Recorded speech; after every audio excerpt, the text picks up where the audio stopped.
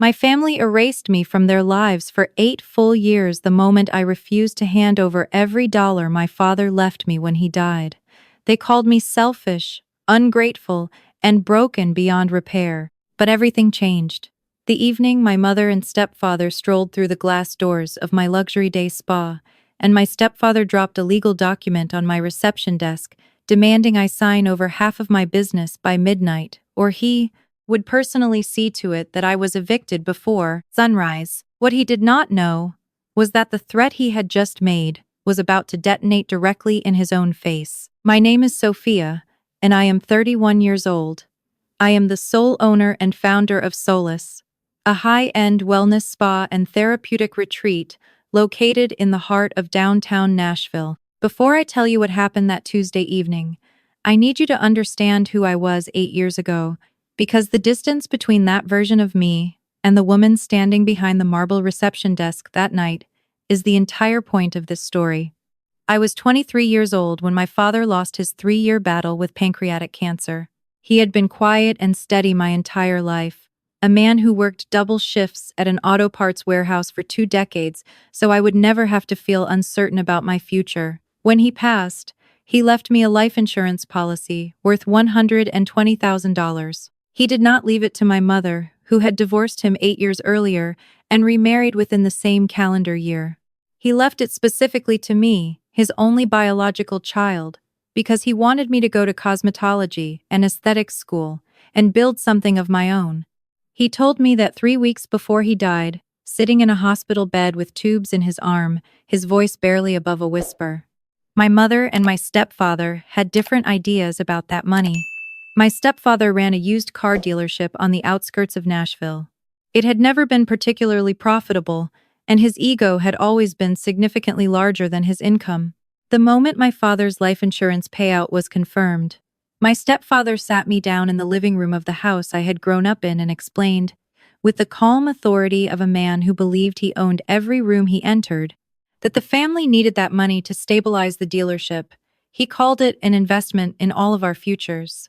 He said my father would have wanted the family to be taken care of. He said a lot of things that had absolutely nothing to do with what my father actually wanted.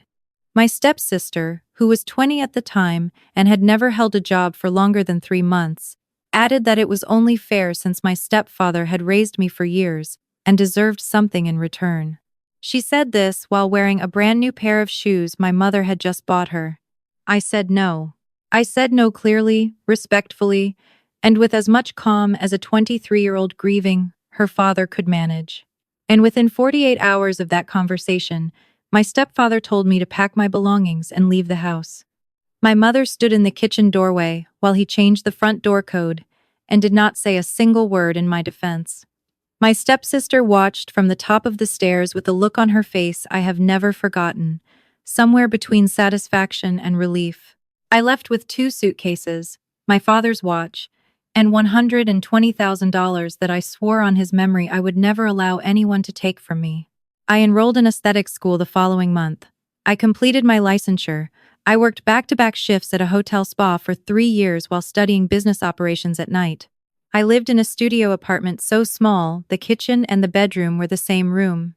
I ate a lot of rice and a lot of frozen vegetables. I reinvested every dollar I could. I studied the Nashville commercial real estate market the way other people study the stock market, obsessively and methodically. I researched every lease rate, every vacancy trend, every corridor of the city that was quietly becoming valuable before anyone else noticed. When I opened Solace 6 years ago in a modest suite I rented in a shared wellness complex, I had $1,100 left in my personal checking account. By the end of year 2, I had a waiting list of over 300 clients. By year 4, I had expanded to a full standalone space with 7 treatment rooms, a meditation lounge, and a team of 14 licensed practitioners. By year 5, I had enough capital to start looking at the building I had been watching for almost 3 years. That evening in October, Solace was fully booked for a Tuesday, which is almost unheard of. The lobby was filled with the low hum of ambient music and the soft scent of eucalyptus and white tea. My reception team was working efficiently, my treatment rooms were fully occupied, and I was in the back reviewing vendor contracts with a cup of green tea when my lead receptionist knocked on my office door. Her face was tight and careful, the expression of someone trying to remain professional while delivering very bad news. She told me there was a group at the front desk who did not have appointments. She told me they were being loud. I set down my tea and walked out. My mother was standing at the reception desk in a blazer I did not recognize, her hair freshly done, wearing the practiced expression of a woman who had rehearsed this encounter in her bathroom mirror. Behind her stood my stepfather in a collared shirt, with his initials embroidered on the chest pocket. Beside him was my stepsister in a silk wrap dress, and next to her was her fiancé, a man I had only seen in 2 photos on social media, both of which had since been deleted. I had not spoken to any of them in 8 years. My stepfather did not offer a greeting. He reached into a leather portfolio he was carrying and placed a thick stack of papers on my reception desk with the deliberate heaviness of a man who had been imagining this moment for a long time. He looked at me the way he had always looked at me, like a problem he had been forced to tolerate. "I have had my attorney draw this up," he said. "It outlines a straightforward equity arrangement. Your stepsister and her fiancé are launching a bridal boutique and event venue. They need capital and a recognizable Nashville name attached to the brand. You are going to sign over 40% of Solace and its associated assets as collateral to secure their business loan, and in exchange, the family will formally recognize your contribution to the brand." He said all of this without blinking. My mother placed her hand lightly on the reception desk. "We just want the family to be whole again, Sophia. This is an opportunity for all of us." I looked at the papers. I looked at my mother. I looked at my stepfather. My stepsister was examining the lobby with a slow, theatrical scan that managed to communicate contempt without a single word. She tilted her head at the wall installation above the reception desk, a large piece of custom metalwork I had commissioned from a local artist. She made a small noise in the back of her throat. "Very industrial," she said. "We would update this, obviously, once we are part of the business." Her fiancé stepped forward with the energy of a man who had watched one too many startup pitch videos. He was wearing a blazer that was a size too large and a confident smile that did not reach his eyes. He clasped his hands together in front of him the way motivational speakers do at the beginning of a seminar. "Look," he said, directing his words over my head as if I were a middle manager rather than the person who owned the building, the brand, the equipment, and every piece of custom metalwork on the wall behind me. "Sophia, this is really about scalability. The bridal market in Nashville is growing at a massive rate right now. You have the wellness infrastructure. We have the vision. Your 40% contribution is not a loss. It is a strategic pivot toward a much larger market share. I need you to understand the texture of that moment." I was standing in a space I had built with my own hands over 6 years, surrounded by a team of people who trusted me, in a city that had learned to trust my name, and the man delivering this lecture had introduced himself to me approximately 90 seconds earlier. I kept my face completely still and turned to my receptionist. "Please escort my family to the private consultation suite at the end of the hall. Offer them still or sparkling water, and let them know I will be with them shortly." My stepfather looked mildly surprised. He had probably expected me to argue at the front desk. He picked up his portfolio with the air of a man who had just won the opening move. He had not. I went to my office first. I made 2 phone calls. I reviewed one document I had been keeping in my digital files for almost a year. Not because I had expected this exact scenario, but because I had long since stopped being surprised by what people were capable of when they believed someone owed them something. Then I walked to the consultation suite. The room was designed for client intake, soft lighting, a curved sectional sofa in pale linen, a low table with a diffuser running jasmine and bergamot. My family had arranged themselves around the space with the ease of people who assumed they were already winning. My stepfather was in the center of the sofa, his portfolio open on the table. My mother was beside him, her hands folded. My stepsister was on the far end with her legs crossed, scrolling her phone until she heard me enter, at which point she put it away with deliberate slowness. Her fiancé was standing near the window, looking out at the street below with the studied casualness of someone trying to appear unbothered. My mother started first. She leaned forward and looked at me with an expression she had been using on me since childhood. the one designed to make me feel that I was always one step away from being a disappointment. Sophia, we have missed you. This past 8 years has been so painful for all of us. We never wanted it to be this way.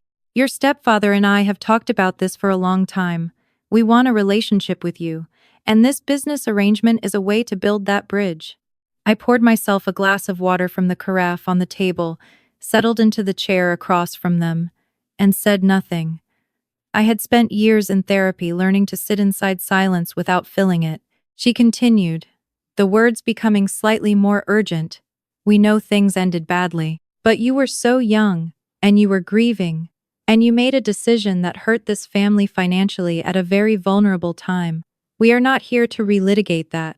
We are here because we believe in you. We have always believed in you. I looked at her. You watched him change the door code while my things were still inside the house, I said. You did not call me for 8 years. Not on my birthday. Not when I opened this business. Not once. Do not sit in my consultation room and tell me you have always believed in me. My stepfather cut in with the impatience of a man who considered emotional conversations to be a waste of his productive time. That is ancient history, Sophia. What matters now is the opportunity in front of you. He tapped the papers on the table. This equity arrangement is generous. 40% of your business secured against a loan your stepsister and her fiancé need to launch their venue. It is a family investment. He said the word family, the way some people say the word obviously, as if its mere invocation should dissolve all objection. I looked at the equity document on the table. I did not touch it. You mentioned an investment, I said. Tell me more about the business you are building. My stepsister sat up slightly. Her fiancé moved away from the window and came to sit beside her. They exchanged a quick glance that I was not supposed to notice. He launched into his pitch again. Bridal boutique meets experiential event venue. High-end clientele. Nashville's wedding tourism market is $300 million annually. We have the space, the vision, and the social media strategy.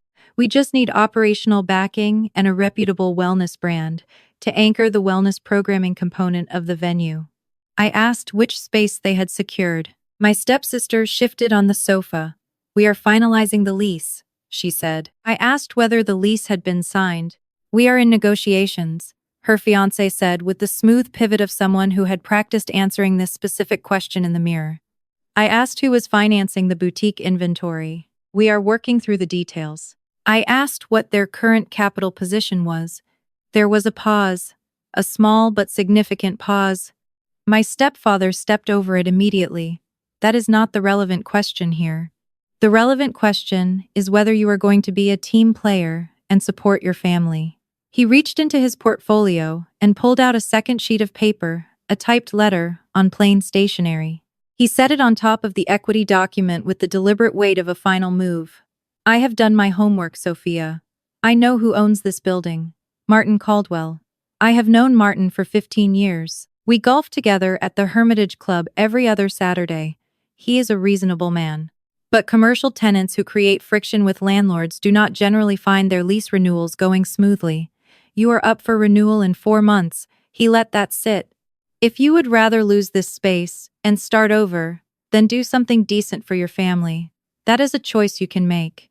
But I want you to understand that choice has consequences. My mother clasped her hands together and looked at me with an expression of sorrowful hope. We are not trying to threaten you, sweetheart. We just want what is right for everyone. I looked at my stepfather. Then I did something that visibly unsettled him. I smiled. Not a nervous smile. Not an apologetic smile. A slow, very calm, very controlled smile. The kind that belongs to a person who has been holding a winning hand for a while and has been waiting for exactly the right moment to put the cards on the table. You golf with Martin Caldwell, I said. Every other Saturday, he repeated, with slightly less confidence now. I set my own water glass down. I want to show you something, I said. I walked to the consultation suite's small built-in cabinet along the wall, the one I used to store intake forms and operational documents during client consultations. I entered the 4-digit code on the lockbox inside and removed a manila envelope that I had placed there that morning, after my first phone call, Before I walked to the consultation suite, I set the envelope on the table. My stepfather looked at it. My mother looked at it.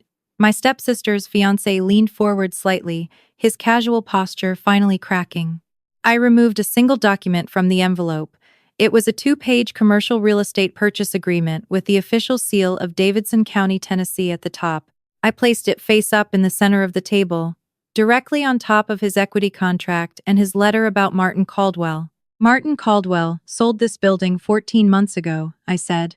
He sold the entire commercial property, the retail plaza on both sides, the parking structure in the rear, and all active lease agreements attached to the block. My stepfather stared at the document. He did not pick it up yet. His eyes were moving across the page. I watched his jaw tighten.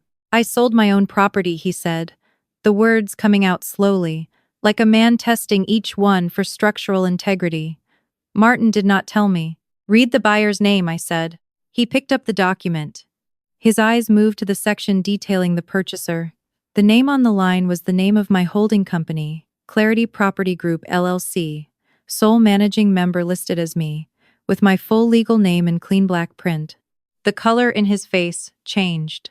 I purchased this building with a cash offer, I explained, keeping my voice perfectly level. I have owned the concrete under your feet, the walls around you, and the parking space your car is currently occupying for over a year. Martin Caldwell has no authority over this property, this lease, or anything connected to my business. When you sat across from me 30 seconds ago and threatened to call my landlord to have my lease disrupted, you were threatening to call a private citizen who sold me this building 14 months ago and has not thought about it since. There is no phone call you can make. There is no favor you can cash in. There is no leverage here that belongs to you. My mother's breath caught audibly. My stepsister turned to look at her fiancé. His rehearsed confidence had left the room entirely. He was sitting forward with his elbows on his knees, staring at the purchase agreement with the fixed attention of a man doing very fast mental arithmetic and not liking the results. This is not possible, my stepfather said. His voice had lost something. The authority had evaporated, and what was underneath it was smaller and harder and frightened. You were working at a hotel. You were renting a suite in a shared space. You cannot own a commercial building at 31 years old. I built 6 years of equity in a business that generates revenue, I said. I had a mentor who connected me with a commercial broker. I did not take luxury vacations. I did not buy a car with a payment. I did not fund anyone else's lifestyle. Every surplus dollar went into building my credit and my capital position. When Caldwell quietly signaled to his broker that he was looking to exit his Nashville portfolio, I was ready. I submitted a cash offer within 72 hours of the listing being circulated privately. He accepted. I watched my stepfather process this. It was not a quick process. His fiancé cleared his throat and tried once more, his voice stripped of its earlier polish. Look, Sophia, obviously this changes some things, but the core opportunity here is still real. The bridal market, the venue concept, the wellness integration, none of that changes. Because of a real estate transaction, we can restructure the ask. Maybe instead of the equity arrangement, we talk about a direct operating loan, something smaller. Even $50,000 would get us to our first event. He paused. You clearly have the capital. This could be a great story. Family coming back together through business. Before I could respond, my stepsister turned on him. She did not raise her voice, but the contained fury in her tone was louder than shouting. You were not supposed to mention the loan, she said through her teeth. We talked about this. You said we would close the equity deal first and handle the loan separately. He turned to face her. I am adapting. The situation changed. You just told her we need money, she hissed. She already knows we need money, he snapped back, losing his professional composure entirely. Why else would her mother and stepfather have driven down here on a Tuesday? She is not stupid. My stepsister shoved herself back against the sofa cushion and crossed her arms. She stared at the wall above my head. Her fiancé ran a hand through his hair and said nothing else. There it was, the quiet part, said out loud. They were not here to invest in me. They were not here to reconnect. They were here because the bridal venue had not secured a lease, had not secured inventory financing, and had not secured anything at all except a logo and an Instagram handle with 400 followers. They needed my name, my credit, and my capital to make their idea real, and they had come here believing that the threat of a disrupted lease renewal would be enough to make me comply. I looked at my mother, who had been watching her husband's plan unravel and had not said a word. "I need to ask you something," I said. She met my eyes. "You knew that he forged my father's signature on a power of attorney document 8 years ago," I said. "He used it to petition the insurance company to redirect a portion of the payout. My father's attorney contacted me 2 years after the estate settled. He had found a discrepancy in the paperwork. We were never able to prove enough to pursue it criminally, but I know what happened. I know you knew." My mother's face did not move. The careful, practiced expression remained intact, but something behind her eyes shifted. A door closing. "That is a very serious accusation," she said. "It is a very serious thing that occurred," I replied. "And yet here you are in my spa asking me to help fund your daughter's business, using the word family as if it means something protected and unconditional, when the last meaningful thing you did in relation to my family was watch a man change the door code and say nothing." She had no answer for that. I stood up from my chair. "I have a full schedule today," I said. "My team is managing a very busy Tuesday evening. Before you leave, there is one matter we need to settle." I opened the consultation suite door and gestured for my front desk manager, who was waiting precisely where I had asked her to wait, to bring the document I had requested during my second phone call earlier. She was also carrying a printed slip of paper. I had arranged for all 4 of them to be served complimentary tea and a tasting menu of our wellness refreshments while they waited for me.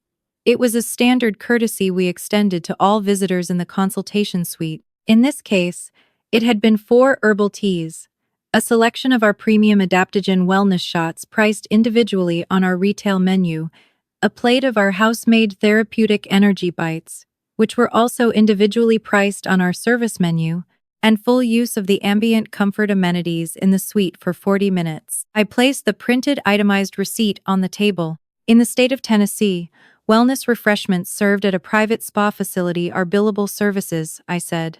"I do not extend complimentary service to individuals who arrive at my business to present me with an equity extraction document and a threat."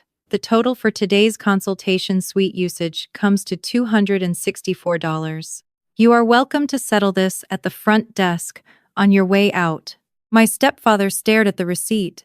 Then he let out a sound that was half laugh and half disbelief.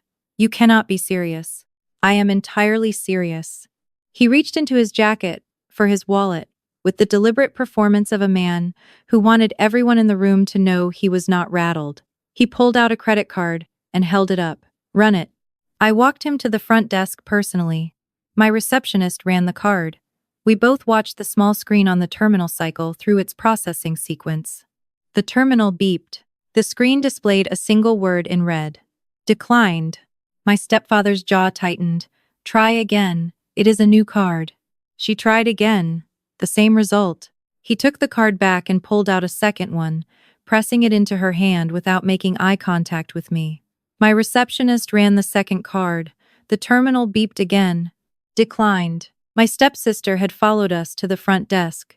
She was watching this with her arms crossed, her earlier contempt replaced by a new, quieter emotion. Her fiancé stood slightly behind her, examining a display shelf of retail products as if it were the most interesting thing in the room. My mother came to the desk. She opened her purse and began searching through it with increasing urgency.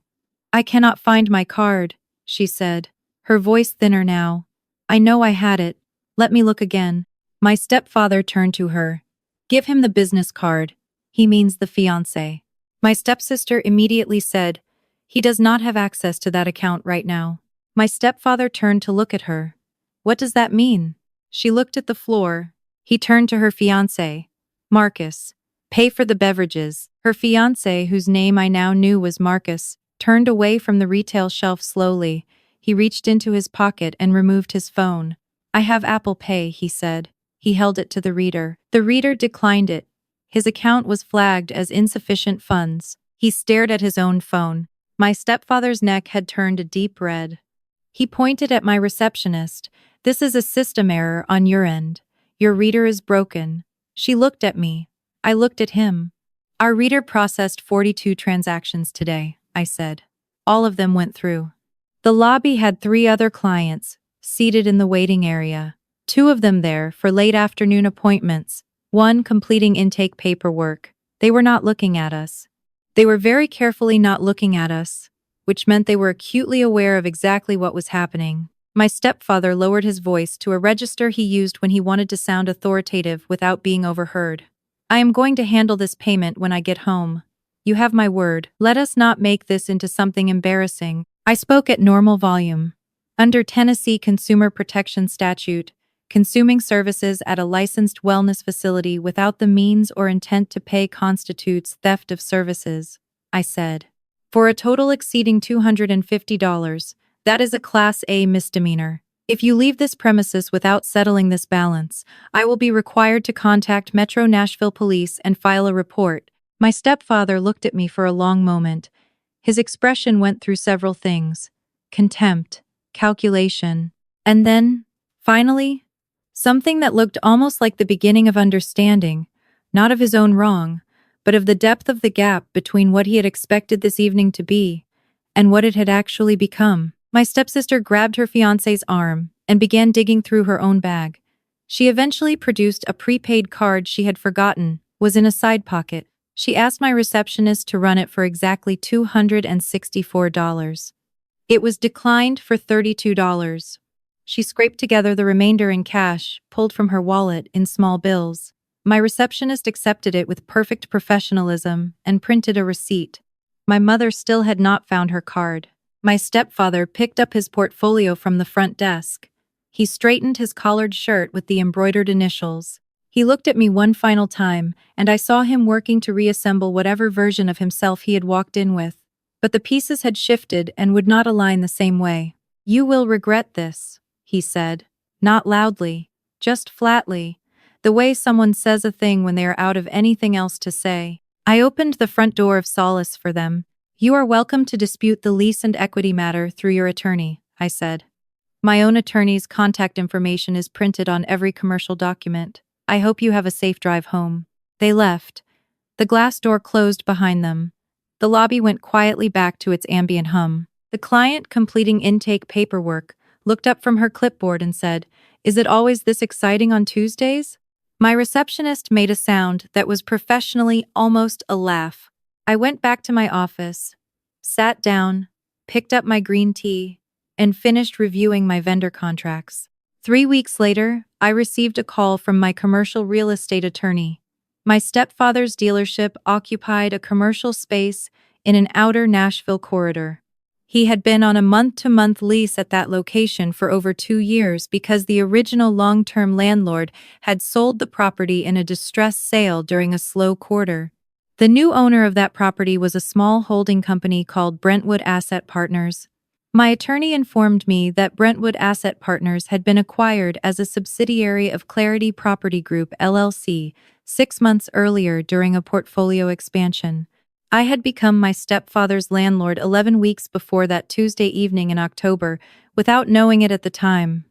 My acquisition team had processed over 30 properties that quarter, and the tenant rolls were still being fully reviewed when he walked through my door. I instructed my property manager to issue the standard 90-day lease renewal notice to all month-to-month tenants on that corridor. I asked her to offer my stepfather's dealership a long-term 5-year lease at a market rate increase of 40%, which was the standard adjustment for that zip code based on current comparable rates. Nothing punitive, nothing personal, just the market. He declined the lease renewal. His dealership moved to a location 40 minutes outside of Nashville 2 months later. Several of his longtime sales staff left rather than commute. He lost 2 of his largest fleet accounts within the quarter because fleet managers prefer accessible, central locations. The last I heard, the business was operating with a staff of 3. I rented the commercial space he vacated to a woman who had spent 4 years running a mobile hair and beauty services company out of her car before she had the capital to sign a lease. I gave her an 18-month below-market introductory rate, and connected her with my own business attorney to review her contracts. She opened her brick-and-mortar salon on a Saturday in February, and the line was out the door. I have not spoken to my mother since October. I do not expect to. There is something I want to say to you if you are watching this, and you are carrying a version of what I carried. If there is a person in your life who told you that your worth was contingent on your usefulness to them, who reappeared after years of silence only when they saw something of value in you, who used the word family like a contract you never signed but are somehow legally bound by, hear me clearly. The love you were denied was not a reflection of your value. It was a reflection of their limitations. People who need to diminish you to feel whole cannot be cured by your sacrifice. You cannot fund your way into their respect. You cannot be generous enough or forgiving enough or accommodating enough to fill the void that belongs to them, not you. Build anyway. Build quietly and relentlessly and without waiting for their permission or their approval. Because one day you may find yourself sitting in something you created, holding documentation they never imagined you could possess, watching the leverage they thought they had dissolve in real time. You do not owe anyone a seat at the table you built. You especially do not owe that seat to the people who told you that you were never going to build one. If you have ever had to choose yourself over a family that was choosing against you, tell me about it in the comments below. Subscribe to Recovery Stories for more. And remember that the most powerful thing you can do for your future is refuse to let your past keep billing you for what someone else chose to take.